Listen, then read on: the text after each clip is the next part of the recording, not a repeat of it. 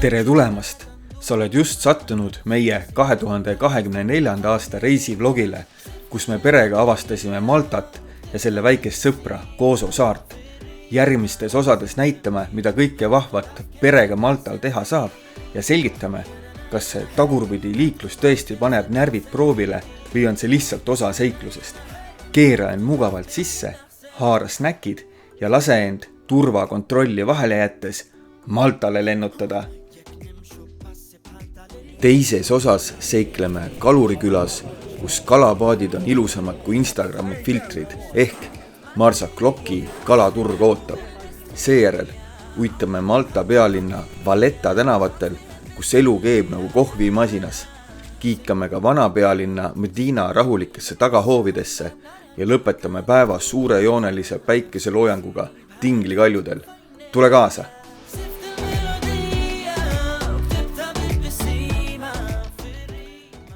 Seda osa alustan kohe kavala reisisoovitusega. Nagu eelmises osas rääkisin, siis meie rendiauto maksis 8 nädalaks vaid 172 €. Kindlustuse eest aga oleksime pidanud lisaks maksma lausa 27 € päevas, mis oleks teinud kogu rendi hinnaks 550 € 2 nädala eest.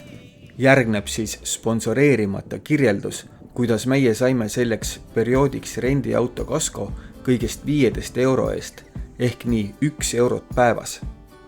Kas olete kuulnud midagi Swedbanka Platinum kaardist? Kaart annab teile ja teie perele reisikindlustuse, 180 päeva ostukindlustuse, saate sisse lennujaama lounge'idesse ja palju muud, aga mis kõige olulisem, on teil rendiauto kasko kindlustus kohe kaardiga kaasas. Jah, kaardi kuutasu on 15 €, kuid juhul, kui te kaarti edasi hoida ei soovi, siis võite sellega kohe reisi lõppedes ära lõpetada ja vormistada uue kaardi alles järgmise reisi toimumisel.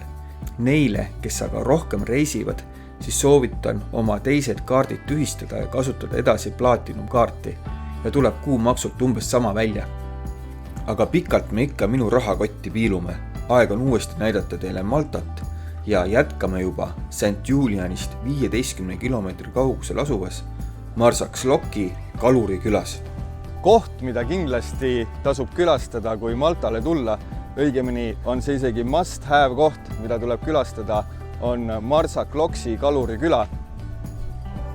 Ja põhiliselt siin Kalurikülas asub turg, mis on avatud ainult pühapäeviti kella 8:30 kuni kella 10. Samas raiskame hetkel siin väärtuslikku aega, sellepärast et tegelikult 9:30 on juba kõik kaup otsas ja kell on 9, ehk siis meil on veel pool tundi jäänud, et lettidelt midagi leida.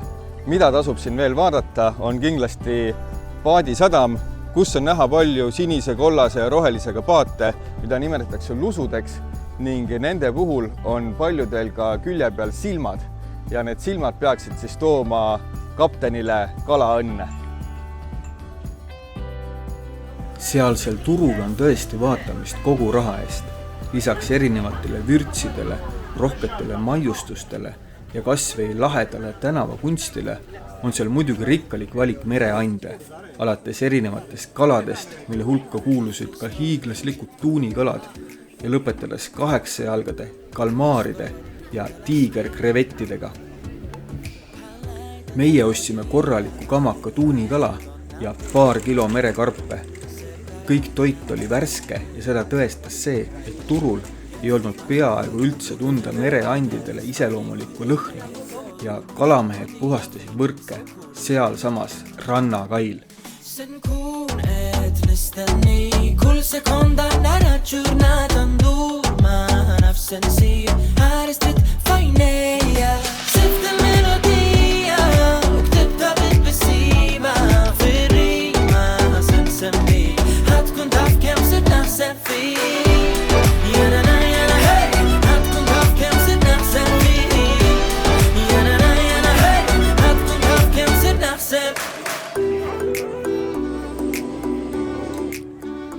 Kui juhtute elama St Julianis nagu meie, siis Valletta külastamiseks autot käima panna pole mõtet. Maltal on lausa eeskujulik ühistransport. Kui olete pikemaks ajaks tulnud, siis soovitan teha kindlasti Tallinn ja kaardid. Just Tallinn ja kaardid, sest just eestlased on edasi andnud maltalastele oma IT-teadmised ühistranspordi korraldamiseks ja seepärast on nimetatud ka sealsed bussikaardid Tallinn ja kaartideks. Aga igatahes nüüd räägime juba Vallettast. Tere tulemast Maltale ja Malta pealinna Vallettasse. Valletta on olnud Malta pealinn tegelikult alates 1571. aastast. Varem oli pealinnaks Mdina, mis asub saare keskel, kuid Vallettas oli kaubavahetus lihtsam, sest suur sadam asus Vallettas ja sellepärast toodigi üle pealinn Vallettasse.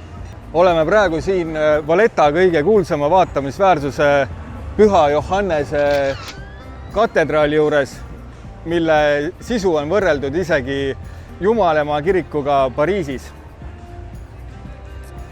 Vallettas on tegelikult palju rohkem vaadata kui pelgalt see katedraal ning lähme koos nii katedraali kui linna peale. Püha Johannese katedraali sisemus oli tõesti muljet avaldav, eriti audiogiidi kasutades ja vaadeldes seintel olevaid suursuguseid kaunistusi ja maale. Samas tekib mul alati külastades pühakodasid, kus ka vanuritelt küsitakse 12 eurot sissepääsu ees teatud vastuolu tunne. Kas kirik ei peaks olema koht, kuhu kõik on teretulnud, eriti noored ja eakad? Ma mõistan, et turismiobjektina võib tasuta sissepääs tähendada ülerahvastatust, kuid samas tekib küsimus, kas kirikud peaksid üldse olema nii uhked? Mida teie arvate? Teine teema, mis meie arvates lisab veidi tõrva meepotti Maltal, on karossiinid. Tegu on siis hobuvankritega, kellega turiste saarel ringi sõidutatakse. Ei ole harvad juhtumid, kus taas on meedias teade, et mõni hobune on saanud kuuma rabanduse. Õnneks on vastu võetud erinevaid seadusi, nagu see, et hobustele peab andma piisavalt vett, sõidud ei tohi olla üle 45 minuti pikad ja rahvast ei tohi olla vankris üle 5 inimese koos kutsariga.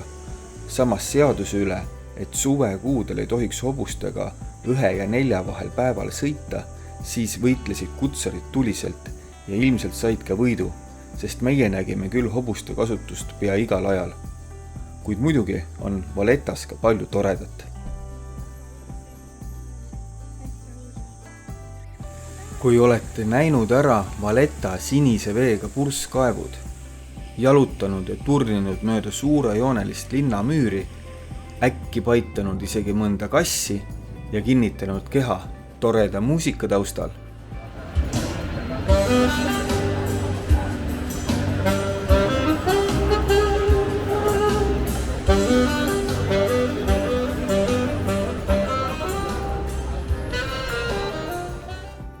siis on ehk aeg veidi jalga puhata ja parimad kohad puhkuseks on muidugi Valletta pargid. Vallettas tasub minna kindlasti tema parkidesse ja kõige kuulsamad on 2 parki.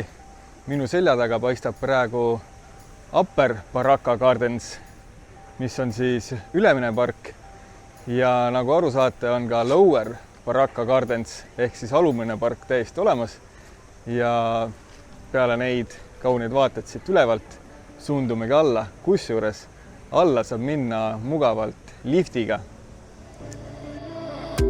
كيف الستوريا جت ملوقة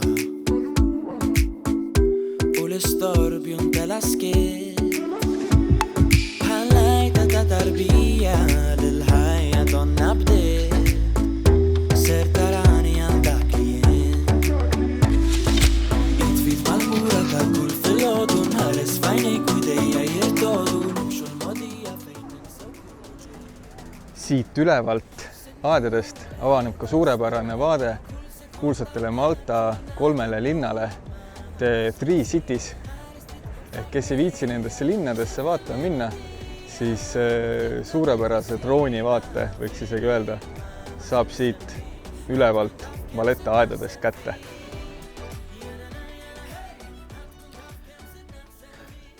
Sealt ülemisest pargist avaneb ka suurepärane vaade Valletta suurtüki patareile, kus toimub tseremoniaalne relvasaluut iga päev kell 12 ja kell 4.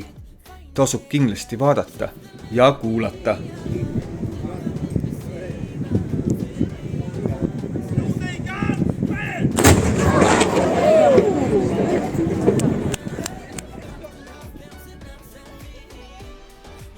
Nagu öeldud, saab alumise pargini liftiga ja peale lifti tuleb läbida veel ports käänulisi tänavaid, kuid see sihtkoht on kindlasti jalutuskäiku väärt. Ja nüüd olemegi jõudnud siia Lower Baraka Gardenisse, seisan siin Kigelia või siis vorstipuu all. Praegu veel vilju ei ole, on ainult õied, kuid siin on ka tõesti kaunis. Minule meeldis tegelikult Upper Baraka Garden natuke rohkem, aga tulge ise vaadake ja otsustage.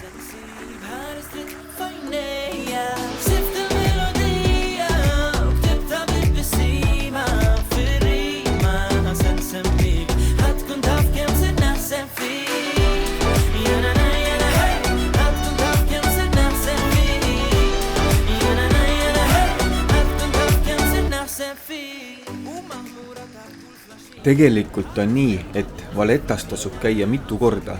Linn on suur ja tema erinevaid tahke on lahe avastada. Lisaks rahvarohketele ja turiste täis tänavatele on Vallettas isegi matkarajad, mis kulgevad mere ääres ja kust avanevad pea hunnitud vaated sadamale ja kaunile kaljusele rannajoonele. Samas, kui tahate nautida vaadet merelt, siis ka selleks on suurepärane võimalus olemas. Siin Vallettas on võimalik lisaks taksodele, bussidele ja autole sõita ka selliste kondlitega umbes nagu Veneetsias.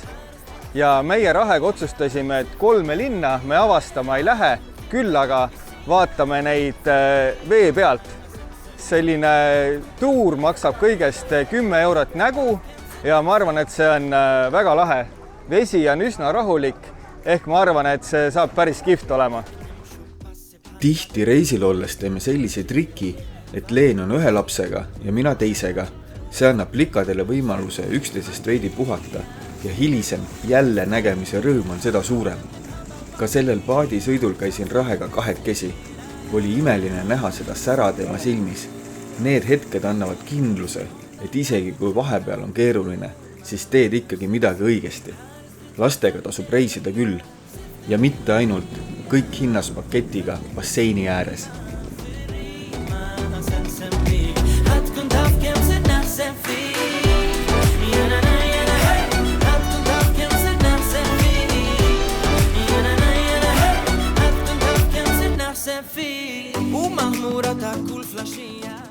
Viimase linnana selles episoodis tahame tutvustada teile Medinat.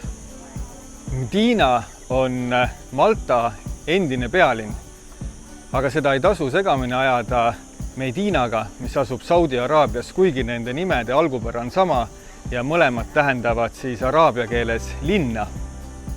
Medinast koliti pealinn Vallettasse selle tõttu, et Vallettas oli lihtsam kaubavahetus, kuna Valletta on rannaäärne linn. Medinat nimetatakse ka vaikseks linnaks ja siia pääseb sõidukitega ainult erilubade alusel.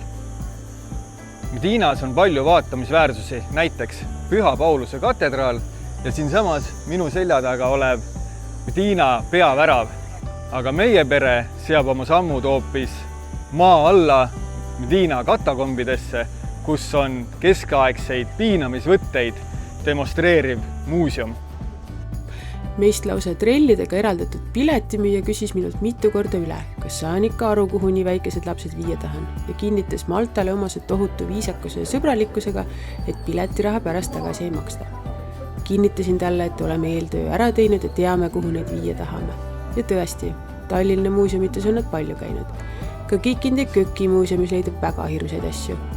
Oleme neid alati kasvatanud aususe vaimus.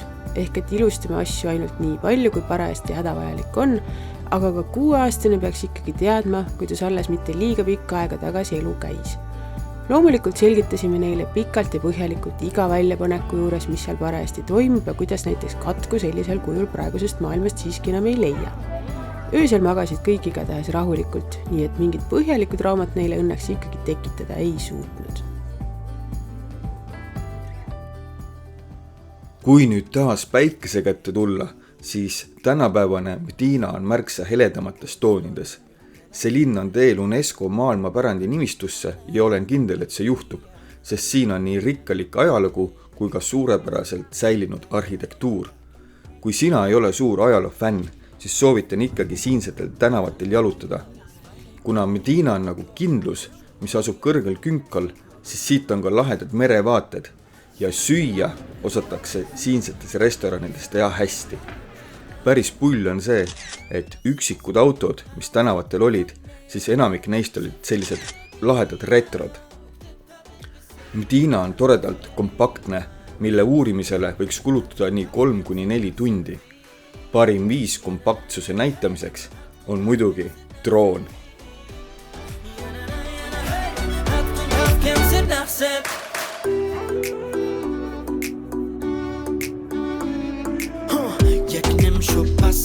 بحال العيون مثل الماجير وكان الفابور ممش خين متلوف بكنالة اتروف سرناش هنشالو موت مادية شخنا البو بالمستخية عمم المهبة وبعضية شانس مهد بس الليل لا لا لا سنكون نستني كل سكوندا نرى جورنا تندور ما نفسنسي.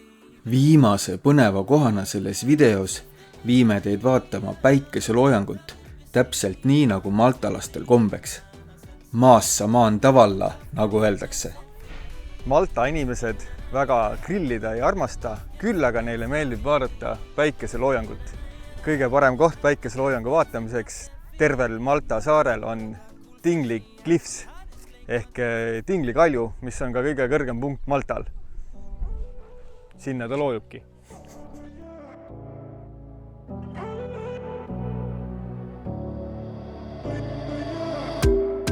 Storia ġit maluqa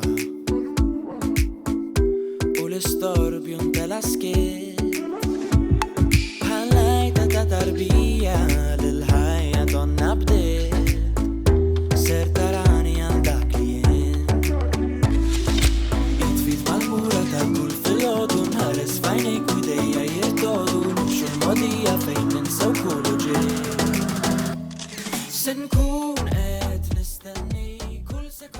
Püüan järjest rohkem lapsi meie vlogisse kaasata, et neil oleks põnevam ning nad tunneksid end tõeliste osalistena, mitte lihtsalt kaadritegelastena. Võib-olla olete märganud, et selles videos on kaamera nurgad sageli üsna madalad. See on seetõttu, et kõik kaadrid, kus mina sihtkohta tutvustan, on filmitud just laste poolt. Leenukäsi oleks ehk veidi stabiilsem, aga need on meie perelood. Ja just sellistena me neid jagada soovime. Järgmine vlogi osa on keskendunud kalapüügile. Võtame ette tõelise kalamehe seikluse. Täidame Mirdi suure unistuse ja püüame tuunikala otse avamerelt. Lisaks jagame lõbusaid ideid, kuidas lastega vahvalt Maltal aega veeta. Ning osa lõpus näitame teile meie korteri imelisi vaateid nii seest kui väljast ja jagame salanippi, kuidas majutuse pealt üle 600 € kokku hoidsime. Kui tavaliselt lõpetan blogi osa naljaga, siis seekord räägin veidi suveniiridest. Meie võtame tavaliselt reisidelt suveniiriks lihtsalt külmkapi magneti ja ostame pigem asju, mida ka tegelikult vaja läheb, nagu riided või muud tarbeesemed. Mina sain näiteks Maltalt endale uue lemmiksärgi. Ühed tuntumad suveniirid Maltal on elevandid. Ka paljud maltalased ise ei tea, miks nad neid müüvad. Aga tegelikult on ajalooline sisu see, et kunagi tõepoolest elasid Maltal miniatuursed elevandid, kes nüüdseks on muidugi välja surnud.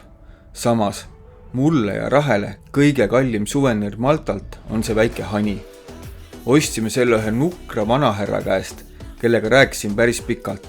Algusest ta ütles vigases inglise keeles, et ei saa minust aru ja oskab veidi itaalia keelt, kuid siis märkasin tal müügiletil Ukraina tähtedega raamatukest ja pöördusin tema poole vene keeles. Saingi kuulda, et ta on pärit Donetskist ja on põgenenud siia sõja eest. Meie vestlus oli pikk ja südamlik. Olen Ukrainas käinud üle 5 korra ja isegi meie pulmareis oli Odessasse. Surusime kätt ja ilmselt mõlemal oli veidi kibe maitse kurgus.